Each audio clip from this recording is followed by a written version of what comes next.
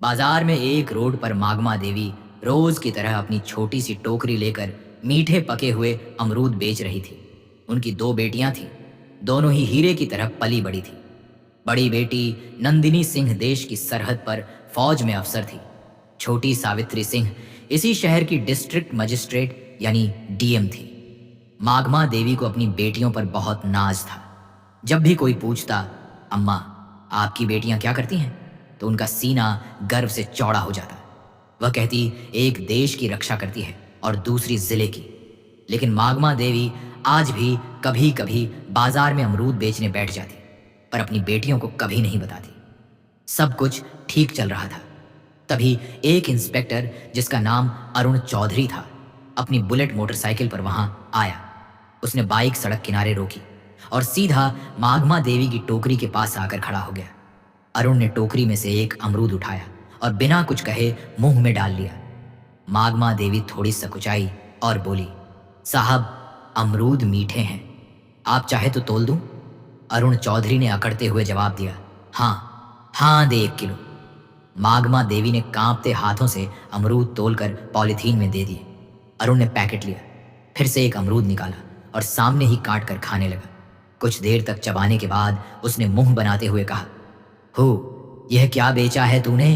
एकदम बेस्वाद अमरूद, मीठा तो बिल्कुल भी नहीं है।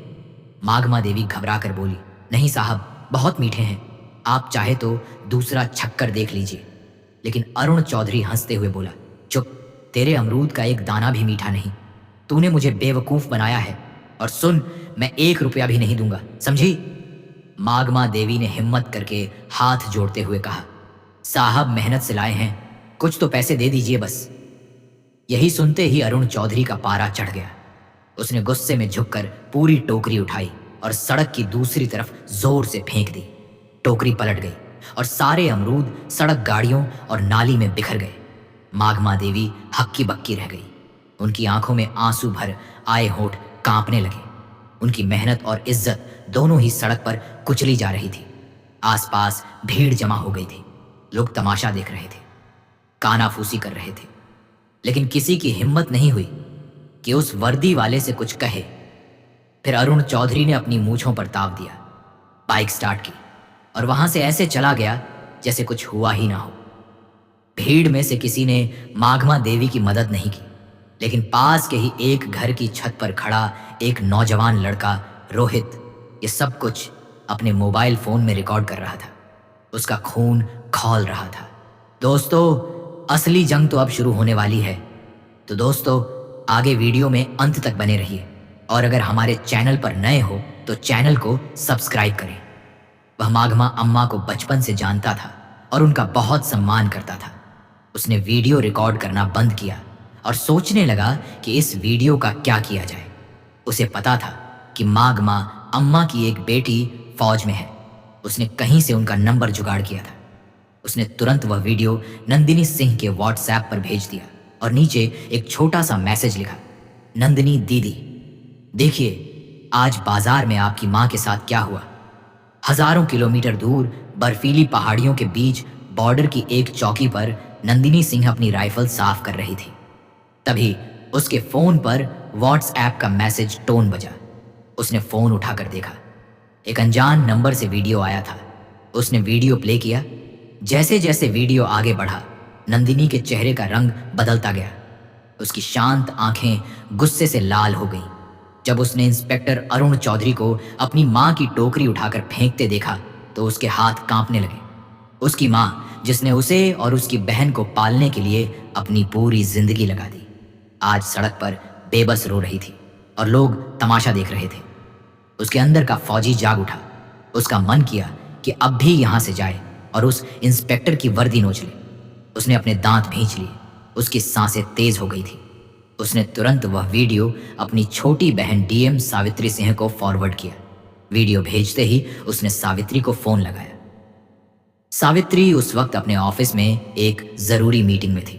उसने अपनी बड़ी बहन का फोन देखा तो मीटिंग रोककर फोन उठाया और पूछा, हाँ दीदी, सब ठीक है? ठीक है, कुछ भी नहीं है, बोली नंदिनी की आवाज में गुस्सा और दर्द साफ झलक रहा था। मैंने तुझे एक वीडियो भेजा है, उसे देख, अभी के अभी देख। सावित्री ने फोन होल्ड पर रखा और व्हाट्सएप खोला। वीडियो देखते ही उसके पैरों के नीचे से जमीन खिसक गई। उसकी माँ, उसकी प्यारी माँ सड़क पर बिखरे अमरूद के लिए रो रही थी। एक मामूली इंस्पेक्टर ने उसकी माँ की इज्जत को सड़क पर रौंद दिया था। सावित्री की आंखों में भी आंसू आ गए, लेकिन उसने खुद को संभाला। वो एक डीएम थी, उसे भावनाओं में बहने का हक नहीं था। सावित्री ने कांपती आवाज में कहा, दीदी, मैं बर्दाश्त नहीं कर सकती ये सब। ये सुनते ही नंदिनी फोन पर गुस्से में बोली, मैं आ रही हूं, छुट्टी लेकर मैं उसको नहीं छोड़ूंगी। सावित्री नरम आवाज में बोली, नहीं दीदी, आपकी जरूरत देश की सरहद पर है। ये मेरा इलाका है, ये लड़ाई मैं लूंगी। मां को इंसाफ मैं दिलाऊंगी, कानून के तरीके से। नंदिनी कुछ देर चुप रही। वह अपनी बहन की आवाज में छिपे इरादे को समझ गई थी। बोली, ठीक है, लेकिन उसे ऐसी सजा मिलनी चाहिए कि उसकी रूह कांप जाए। सावित्री ने कहा, आप चिंता मत करो दीदी, अब ये मेरा काम है, और फोन काट दिया। उसने मीटिंग में मौजूद सभी अफसरों से कहा, यह मीटिंग यहीं खत्म होती है, आप सब जा सकते हैं। सावित्री अपनी सरकारी गाड़ी में नहीं, बल्कि एक प्राइवेट गाड़ी में बैठकर अपने पुराने घर की तरफ निकली। रास्ते में उसने अपने डीएम वाले कपड़े बदलकर एक साधारण सा लाल रंग का सलवार सूट पहन लिया। वह अपनी मां के पास एक बेटी बनकर जाना चाहती थी। जब वह घर पहुंची तो मगमा देवी एक कोने में चुपचाप बैठी थी। उनकी आंखें सूजी हुई थी। अपनी बेटी को अचानक देखकर वह घबरा गई। सावित्री, तू यहां सब ठीक तो है? सावित्री कुछ नहीं बोली। वह बस अपनी मां के पास गई और उन्हें कसकर गले लगा लिया। मां की गोद में सिर रखकर वह अपने आंसू नहीं रोक पाई। मां, आपने मुझे बताया क्यों नहीं? मागमा देवी ने सिसकते हुए कहा, क्या बताती बेटी? मैं नहीं चाहती थी कि तुम लोगों को कोई परेशानी हो, और वह पुलिस वाला है। छोड़ उसकी बात। आज तू इतने दिनों बाद आई है, आज मैं बहुत खुश हूं। सावित्री ने अपनी मां के आंसू पोंछे और उनका हाथ अपने हाथ में ले लिया और बोला, अब आप गरीब और अकेली नहीं हैं मां, आपकी बेटी इस जिले की मालिक है। मैं वादा करती हूं, जिसने भी आपके साथ ऐसे दुर्व्यवहार किया है उसे उसकी कीमत चुकानी पड़ेगी। आपकी खोई हुई इज्जत मैं वापस लाऊंगी। मंदमा देवी ने अपनी बेटी की आंखों में एक अलग ही आत्मविश्वास देखा। वह बस चुपचाप उसे देखती रही। उस रात सावित्री ने एक पूरा प्लान बनाया। वह जानती थी कि अगर वह डीएम बनकर थाने जाएगी तो सारे पुलिस वाले उसके पैरों में गिर जाएंगे और असली गुनहगार कभी सामने नहीं आएगा। उसे उन्हेंगे हाथों पकड़ना था। अगली सुबह उसने पीला सलवार सूट पहना और अपने सबसे भरोसेमंद अफसर डीएम विकास को फोन किया। विकास, मैं तुम्हें एक काम दे रही हूं और यह बात हम दोनों के बीच ही रहनी चाहिए। उसने कहा, जी मैडम, हुक्म कीजिए। बोली, मैं अभी सिविल ड्रेस में शहर के कोतवाली थाने में 1 पर लिखवाने जा रही हूं, अपनी पहचान छिपाकर। मैं चाहती हूं कि तुम ठीक 2 घंटे बाद जिले के एसपी, डीएसपी और बाकी बड़े पुलिस अफसरों की टीम के साथ थाने पहुंचो। जब तक मैं इशारा ना करूं कोई कुछ नहीं बोलेगा। विकास ने कहा, ठीक है मैडम, जैसा आप कहें। सावित्री ने फोन रख दिया। दोस्तों, अब खेल शुरू होने वाला था। सावित्री ने एक साधारण सा पीले रंग का सलवार सूट पहना, चेहरे पर दुपट्टा डाला और एक आम नागरिक की तरह ऑटो पकड़कर कोतवाली थाने पहुंची। थाने का माहौल वैसा ही था जैसा उसने सोचा था। एक हवलदार ऊँघ रहा था और इंस्पेक्टर अरुण चौधरी और एसआईओ संदीप राणा चाय पीते हुए हंसी मजाक कर रहे थे। सावित्री डरते डरते उनकी टेबल के पास गई। जी, मुझे एक शिकायत दर्ज करवानी है। एसआईओ संदीप राणा ने उसे ऊपर से नीचे तक देखा। क्या हुआ? किसने परेशान किया? जी, कल बाजार में इंस्पेक्टर साहब ने। जैसे ही उसने इंस्पेक्टर का नाम लिया, अरुण चौधरी चौकन्ना हो गया। उसने सावित्री को घूर कर देखा। क्या इंस्पेक्टर साहब ने? नाम क्या है तेरा और किस इंस्पेक्टर की बात कर रही है?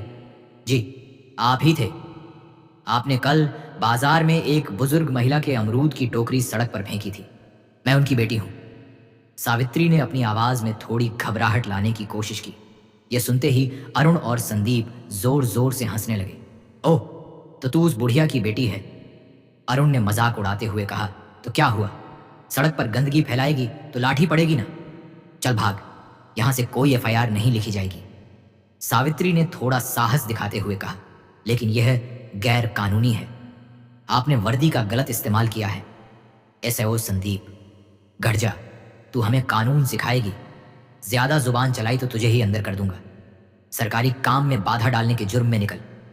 यहां से सावित्री वहीं खड़ी रही और बोली, मैं फिर लिखवाए बिना नहीं जाऊंगी। बहस बढ़ रही थी कि तभी एक हवादार भागता हुआ अंदर आया। उसकी सांसें फूली हुई थी। सर, गंगा प्रसाद यादव जी थाने में आ रहे हैं। गंगा प्रसाद यादव का नाम सुनते ही अरुण और संदीप दोनों के चेहरे का रंग बदल गया। गंगा प्रसाद शहर का एक बहुत बड़ा और दबंग नेता था, जिसके इशारे पर पुलिस वाले नाचते थे। दोनों इंस्पेक्टर अपनी कुर्सी से ऐसे उछले जैसे करंट लग गया हो। अरे जल्दी करो, गेट खोलो। संदीप ने हवलदार को डांटा और दोनों भागकर गेट की तरफ गए जैसे कोई बहुत बड़ा साहब आ रहा हो। एक सफेद सफारी गाड़ी थाने के अंदर आकर रुकी। उसमें से सफेद कुर्ता पायजामा पहने गंगा प्रसाद यादव उतरा। अंदर आते ही उसने अपने मजाकिया अंदाज में कहा, क्या हाल है चौधरी? काम धाम अच्छा चल रहा है ना? कोई मुर्गा वर्गा फंसाया कि नहीं? आज अरुण और संदीप हाथ जोड़कर मुस्कुराने लगे। अरे साहब, आपकी कृपा है, आइए बैठिए। लेकिन तभी गंगा प्रसाद की नजर कोने में खड़ी सावित्री स्त्री पर पड़ी। सावित्री को देखते ही उसके चेहरे की हंसी गायब हो गई। उसके माथे पर पसीना आ गया और उसके होश उड़ गए। वह जिस लड़की को एक आम लड़की समझ रहा था, उसे पहचानते ही उसकी सिट्टी पिट्टी गुम हो गई। वह तेजी से आगे बढ़ा और सावित्री के सामने जाकर हाथ जोड़कर खड़ा हो गया। उसका सिर झुका हुआ था। नमस्ते मैडम, आप यहाँ इस वक्त मुझे फोन कर लिया होता, मैं हाजिर हो जाता। उसकी आवाज में हकलाहट साफ थी। इंस्पेक्टर अरुण और एसआईओ संदीप हैरान रह गए।